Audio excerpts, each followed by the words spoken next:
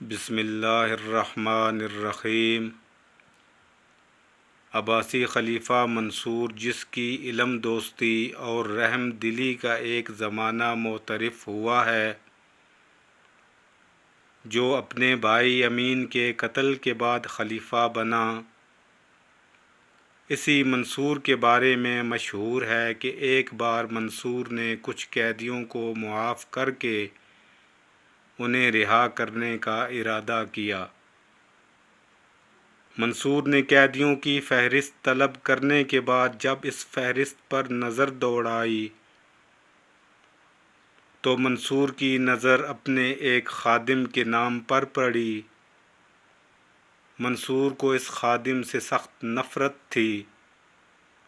منصور نے اس خادم کے نام کے سامنے لکھ دیا، جب تک مر نہ جائے اسی جگہ رہے گا۔ منصور نے یہ حکم تو دے دیا، لیکن خدا ترس انسان ہونے کے ناطے رات بھر سو نہ سکا۔ اس کا ضمیر اسے بار بار ملامت کرتا رہا۔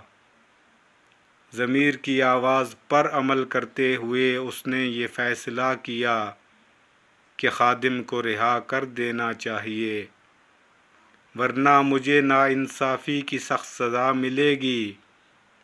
وہ کوشش کے باوجود اس خیال کو اپنے دل سے دور نہیں کر سکا۔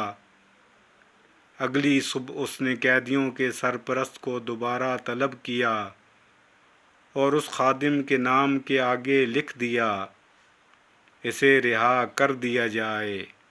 یہ رہائی محض اللہ کی رضا کے لیے ہے، ورنہ میں تو اسے چھوڑنا نہیں چاہتا۔